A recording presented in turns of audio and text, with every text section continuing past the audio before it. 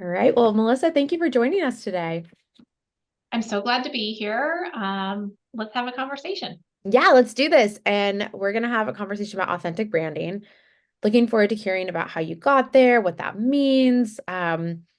The marketer in me is going to try not to nerd out too much. So really excited to hear your journey to, how you got to that place. But before we do that, can you just share for folks that are listening a little bit about your background, who you are, and about your business Pearl Planning? Sure. So I am a financial planner. I have been working in financial services for, more than 25 years. Kind of worked my way up in other organizations and did a lot of my early career focusing on investment research and due diligence, Mm, and was a partner at a larger firm where I also love marketing, just like you, Lauren. So had some say in, kind of how we worked on messaging and branding at hmm my former firm. And then about almost 6 years ago, I left that company, founded Pearl Planning. So that was 2018. I Yep. had a couple challenges. First of all, I was able to continue to work with a small cohort of the clients that I'd worked with in the past. So I was limited there, and I was not looking to kind of fish in those seas, so to speak. So I had a brand new need to find clients. And the company itself was also going to be located. This was pre-COVID, so Yes. location mattered a little bit more, but I Mm, still really embraced a digital focus. But I was relocating from Metro Detroit area where I had previously worked to Ann Arbor, Michigan area. My town is Dexter, Michigan, just outside of Ann Arbor, which hmm there, if you looked on a map, you'd be like, those are the same places, but culturally and professionally, they're Right. very distinct. Right. So I started the company with a new market, basically, and a new message. I had often relied on conversations that emphasized that size and larger was better. And so I obviously believed in the mission of this new company, but it was a company of myself and one employee. So I needed a new kind of hook in Yeah. terms of how I found clients. And I found telling my story, talking about starting the business, and really talking about why the business being tied to, kind of more thoughtful and personal conversations was hmm an opportunity for us to find those clients that were looking to work with someone that maybe wasn't quite as big. Yeah. So first of all, I appreciate that you've been in those conversations about the marketing and branding component because sometimes it's like, you can have sales folks that are just like they're in that world, but not seeing how it can fit all together with how marketing can Right. go cross department. So you kind of already were speaking that language. You could see the value of how you're pitching, how you're positioning yourself. How did you get that kind of aha confidence to be able to say this is what I've sort of has been like fed into me as far as big companies, right? To then have that confidence to switch to say, no, this is who I am and this is why I'm going this route and what have you. What was that kind of switch like for you? I think the switch happened first in terms of my decision of where I was going to work because I knew I was leaving my former company. Yeah. Um, Without a lot of work, I entertained several offers of like, hey, it would be great for you to join my company. And I knew that probably since I hadn't done a lot of legwork to find those, that there were probably other opportunities out there. But I Mhm. really felt like I had one of the challenges at my former position was I had what I thought was a lot of vision that would be appropriate for a company that I was associated with that didn't necessarily fit in my former life. And so I basically defaulted to, I know I can get a job if I need to. So, but Yeah. I really have a passion to start a company, have a brand, really even that has more of that vision. And I think the easiest or the most appropriate route for me personally, as well as for that vision, is to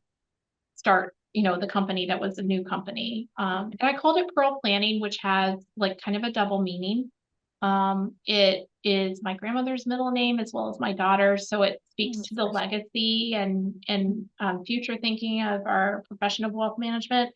But Mhm. also a pearl is an irritation, a piece of sand that turns into something beautiful. And Mm, so many times, whether it was me starting the business or people that we reach out to us, there's something going on that they need help with that's a yes, problem. And yes. so I thought it really dovetailed well with common reasons people start the wealth management and financial planning process. I love that. I appreciate that you thought about the name in a way that's like it's a personal side, but it also is it's very like it's practical, right? So there's a narrative behind it. And I feel like it's more out of the box. You can have those different analogies about sort of guiding clients or what have you, but it feels like it's an authentic sort of out of the box name, which naming is so hard, by the way. So hats off where you landed with that. And I Well, love and to if hear I what, could just like interrupt yes, for one yes, moment, it would have been really easy because I picked up my last name when I got married, but yeah, I have a really great last name, I think, for a financial planning company, yes. Joy. Boy, I was But I gonna really say, yeah. didn't want the company identity to be completely tied to Mm. me. I wanted to build something that other people could come to, and it wasn't just kind of my show. Right. It's hard with naming because it could be right, you said like it's tied to you. It could also be tied to specific geographic location depending on what Mm-hmm. it is or what have you. So that forward-looking approach with picking the name itself. Can you share a little bit more about how that process of transitioning being in this with this new demographic, feeling comfortable with where you are and identifying the name. So how did that evolve from how you presented yourself in the world, either if it was like with a prospect, how you showed up personally, your website, all these other kind of assets that tie back to the brand. I'd love just to hear a little bit more about kind of the evolution of those components. So it's interesting because some of the components did not, they because I love that marketing, I love branding, and I also learned some lessons with past marketing activity Mhm. that I really think it pays off in our business to look not silly, but different than the standard company. I think Totally. everybody defaults to, like put on the suits, try to, navy's Blue, a good black, color for the gray. website, Yes. gray, like, black. And so Nautical. Yep. it sounds crazy that like use of color would be kind of a start, but even if Mhm. you see, this is a funny story, but if you see our website colors are like purple, or brand colors are purple, yellow, and a light blue. Mhm. That was an episode of a Bravo TV show about real estate, like Ryan Serhant's real estate like coaching Yeah. show, Yeah. that he had an office that had those colors in this reality TV episode. Yeah. And I was like, oh, that feels different, fresh, not too feminine. Right. Uh, but I want people to obviously be comfortable working with me. And I hadn't seen those colors kind of pulled together in Mhm. many of wealth and financial services brands. Yep. So these things were happening before, like, process and things like that were happening. It's important because you want to be different, but not too different, right? There's sort Mm-hmm. of that balance to be able to stand out in the crowd. Um, and that helps to set the tone and energy. So tell me a little bit more about kind of the evolution of that. Like, how did that impact your logo identity, your website, maybe even the way that you show up, I don't know, dress codes with clients, things like this. Before we started recording, I was like, do I need to put on my jacket because I'm wearing a tank top today? It's summer in Michigan. You got to make the most of those bleeding days. Those days, I know. So, you know, I didn't want anybody that hired us, because I was moving away from that. You've got to be bigger, and kind of, I've always been trying to push back against, like, you need to look bulletproof and not be vulnerable with clients in order for them to be comfortable. That's so true. That trust is so key. Yep. It's true. And if they can see you as a person that also cares, that really goes such a long way to Yep. credibility, especially if you pair that with professional experience. Um, and we had this beautiful story we had the name really before we almost had anything. Actually Mhm. did a a video that was like the launch video for the company. It's Yeah. still on our about page, I think, on the website, that was filmed well before, 3 months before the actual launch of the company. So Hmm. this was like very early pieces in place, but then it set a tone with the marketing companies we work with, as well as Yep. with our team. In the beginning, it was just a couple of us, like I said, but we're going to work with people that are really going to value that I have a couple decades of experience, but Yep. also aren't going to be intimidated that we're really kind of a startup in terms of what we're doing. Mm. Um, I think on our website today it says, we're serious about results, but everything else is casual. Like Mhm. we're, comfortable being Yep. kind of newer age and things like that in terms of expectations. We don't need that suit in order to prove that we're going to be, Right. um, really great at the services we provide. Hmm. No, that sets a whole energy, right? And it also sets a culture and environment, when folks are coming in to be able to build those relationships. And then is there we talked a lot about the brand aesthetic, like the look and feel. Yeah. Is there any exercises that you went through as a team, maybe with like your website copy that helped to nail in like the voice and tone, or maybe even the way that you talk with clients and that kind of style of communications that I don't know if it's been systematized or if there's been rules around or training, or even if you kind of like went through that exercise with your website? I'd love to hear a little bit more of the voice and tone component of how you all show up and you sound, right? Some firms are like more jargon heavy, more technical. Others are, it's just different styles, right? We've had three major website kind of launches and relaunches. And the reason that I've invested so much in that is not because any one of them was broken, but the website to me has been a critical driver of our growth, because it's easy to schedule a meeting when you go on there. It's not Yep. intimidating.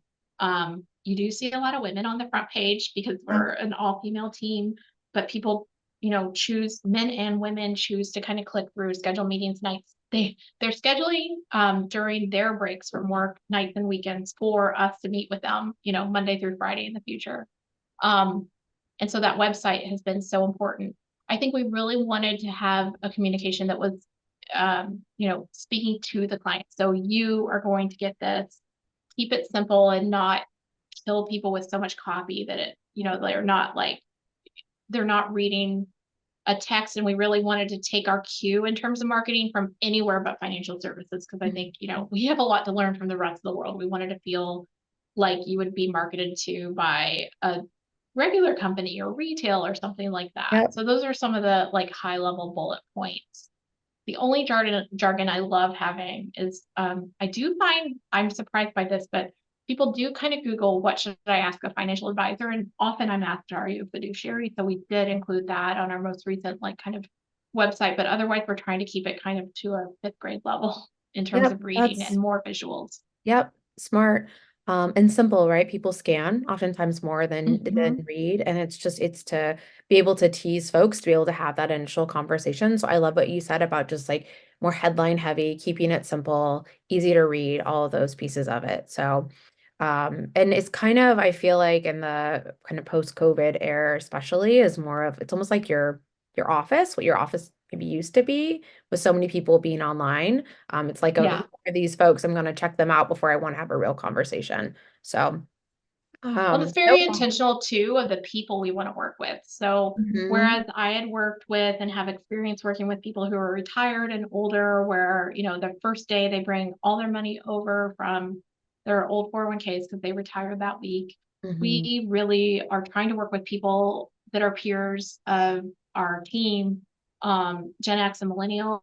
And so, kind of talking the way I would want to be talked to has yes. created those results. And we've really seen, it's been a great strategy, and really like love the work that we're doing and the people we're doing it. You're using their language the way that they would talk versus the way that you would talk or what have you.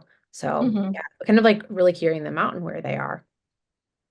We wanted Uh, a lot of like also like emotion and less technical and more like we can relate to you and we understand that there's things that are either like a pain in the butt that you don't have time for or a pain point. And we can help you to kind of slice through that and get things done.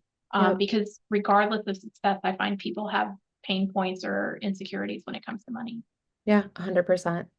And I feel like just hearing this conversation, part of the superpower is that you took the time to actually have that introspective look about the firm and where you wanted to take it from a visionary perspective, how you wanted to show up in the market, who you wanted to talk with, and answering those tough questions takes leadership and it takes I mean, you gotta peel back the onion, right? And then being able to anchor down and say, this is what North is for us, and this is what we're gonna get behind. Like sometimes that's a hard play call to make. So I appreciate hearing your story and then also how not just like being able to like make that decision, but then how it's, impacted where you are today. So um any other kind of like food for thoughts, that you would want to share about how your brands come about? Does it impact your hiring? Has it impacted, I don't know, internal processes? Anything that you want to call out there from, where you all are today? Well, first of all, I had to laugh when you were talking about how, the brand and like that thoughtfulness in building the brand shows because I knew more about I was more confident in the beginning in the brand than that, perhaps, for example, that target audience. Because, you're starting a new business, and I always laugh and say, like, the first 6 or 12 months, I tell any business owner, not just a financial advisor, like, you're just pretending that you've got Yeah. something that's real, and hopefully people don't see behind the curtain. But the beautiful thing is the brand was so real. And when we're talking about authenticity, it just like, it really fit with me and who I am and how I best serve people in being, for example, we have a company value that's courageous authenticity, like Mhm. comfortable in being both vulnerable, but saying how things really are and things I like love that. that. Yep.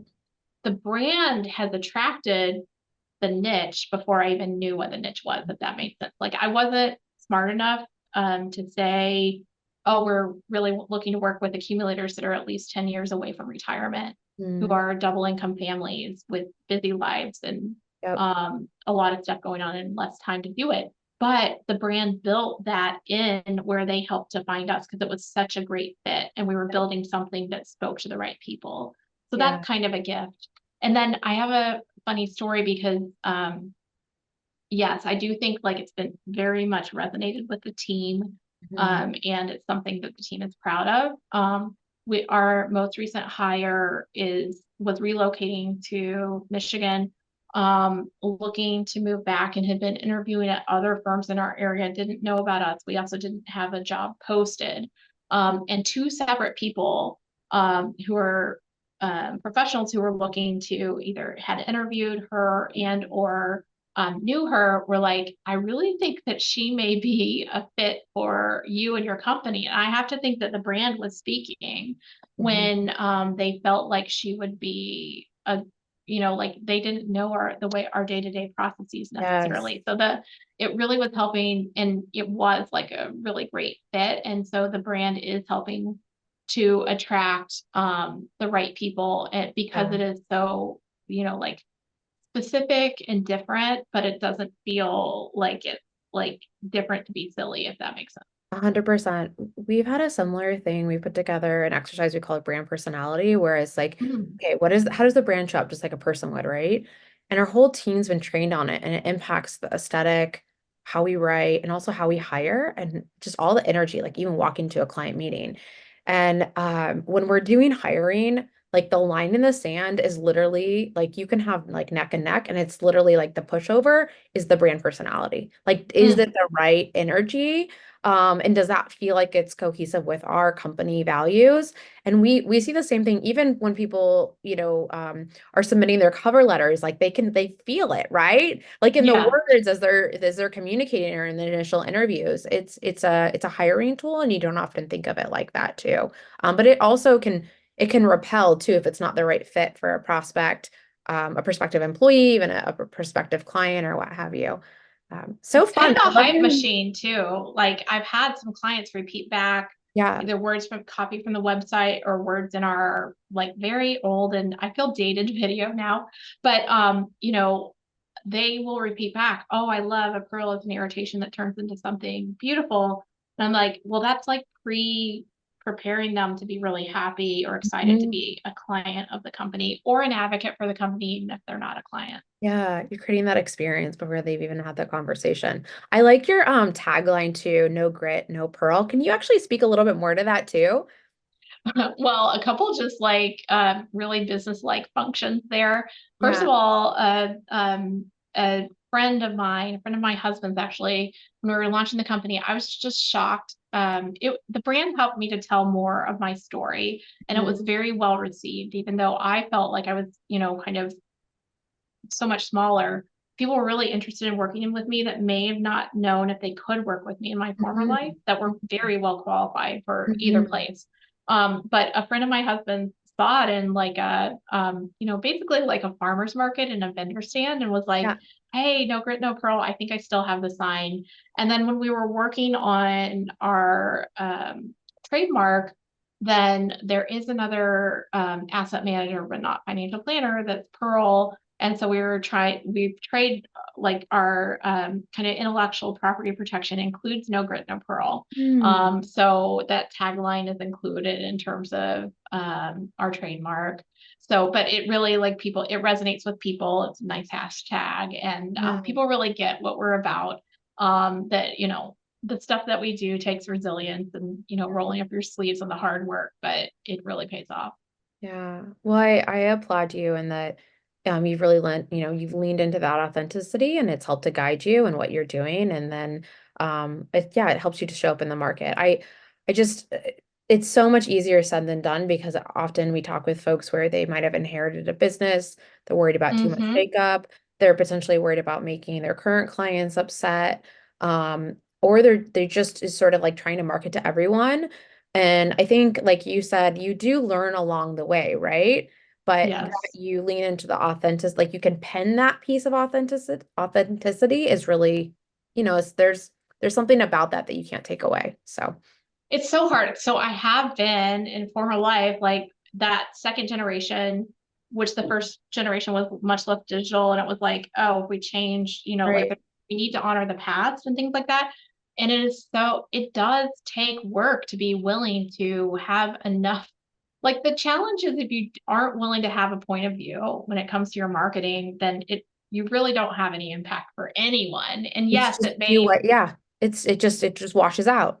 Yeah, and so somebody, yes, if you like show some personality, it may or may not be for everyone. The likelihood that the person that doesn't love it is like so ticked off that they don't work with you is Right. very, very low. It's Like we true. just changed our website, we moved a place for a common function for our existing clients. And actually did push back with the marketer and say, oh, I don't know, because we want to make it convenient for our existing clients first, but we did end up moving it. We did get a call like, well, I really liked it somewhere else, but she's not like, Yeah. she's not Yeah. looking to fire us. It's just an appreciated feedback for us, Right. and we'll take it under consideration. And I mean, that means that, there's a point of view. Yep. That's totally right. And you can take all of those in and what have you. So, Yeah. um, well, thank you so much for sharing a little bit Thank about you, your Lauren. background and yeah, and just being able to hear that story, end to end. I think it's inspirational for folks that are thinking about undergoing, or it could be a brand overhaul or redesign, or just seeing the value in that, right? And how it kind of spreads across departments. So I'm really enjoy hearing your story. But for your website, pearlplanning.com is where Pearl Pearlplan.com. Plan, that's right, pearlplan.com. We'll make sure to include it in the Yes. show notes below as well. So thank you again. And I'm gonna get that pearl analogy stuck in my head. So no grit, Oh, pearl. It's a good one. So um, well, we will look forward to keeping the conversation going and link below. thanks, Lauren. Thanks.